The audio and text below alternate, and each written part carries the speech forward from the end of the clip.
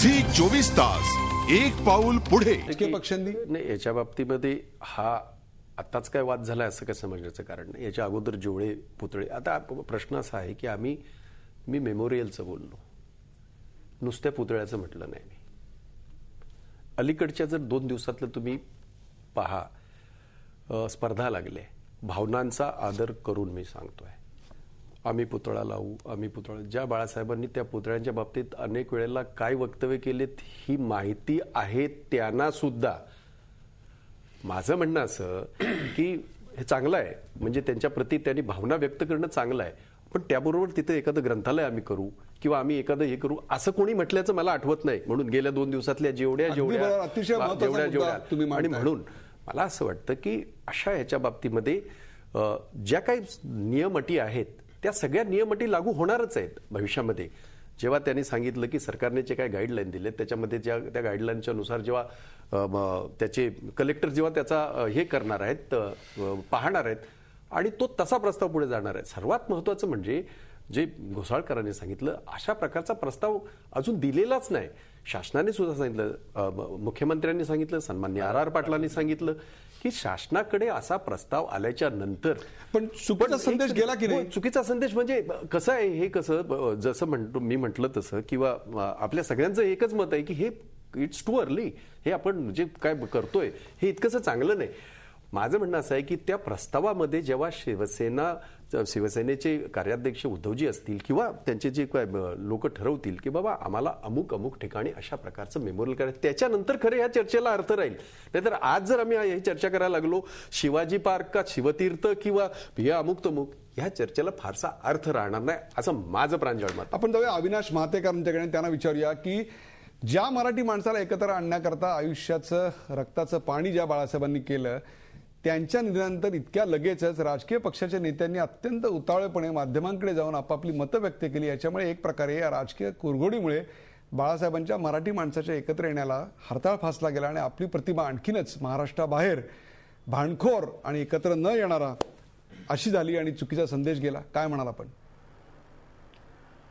चुकीचा संदेश गेला तो एका अर्थाने गेला की गेल्या 8-10 दिवसामध्ये बाळासाहेबांच्या कर्तृत्वाला साजेस संपूर्ण देशभर देश एक अस्वस्थ होता बाळासाहेबांच्या आजारपणाच्या काळात, आणि मग त्यांच्या निधनानंतर देखील संपूर्ण देश एक अस्वस्थता अनुभवत होता. आणि त्यातून जे बाळासाहेबांच्या लोकप्रियतेची उंची स्पष्ट होत गेलेली होती, या उंचीला धक्का लागला असं देखील मी म्हणणार नाही, परंतु जे आपण विचार करतोय किंवा चुकीचा संदेश गेला का, तर निश्चितच गेलेला आहे. इथे महापुरुषांच्या स्मारकांच्या संदर्भात नेहमी वाद घालण्याची एक प्रथा आहे. यामध्ये राजकीय पक्षच आघाडीवर आहेत अशातला भाग नाहीये.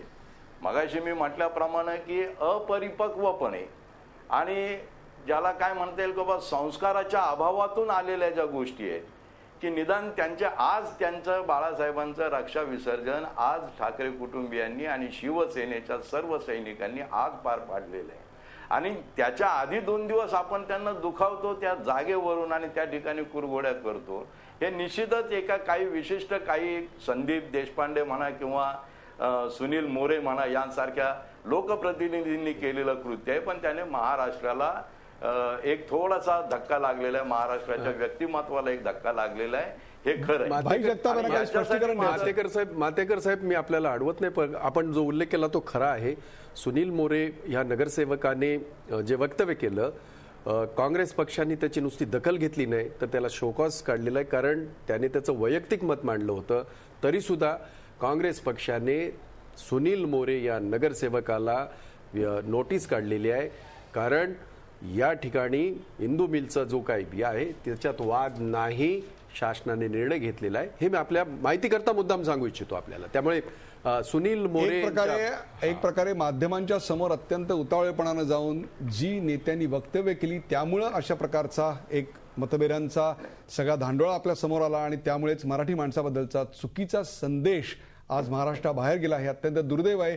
हेच आत्ताच्या या चर्चेतनं पुढे आलोय. आत्ता घेतोय आपण ब्रेक आणि पुढच्या सेगमेंटमध्ये आपण चर्चा करणार आहोत बाळासाहेबांचं नेमकं स्मारक कसं असावं आणि सर्वपक्षीय संमतीतून आणि लोकांच्या सहभागातून अशा प्रकारची एक अद्वितीय कलाकृती उभी राहू शकते का, यावर चर्चा करणार आहोत. कुठे जाऊ नका, पाहत राहा झी 24 तास. कुठं उभारणार स्मारक? झी 24 तास एक पाऊल पुढे.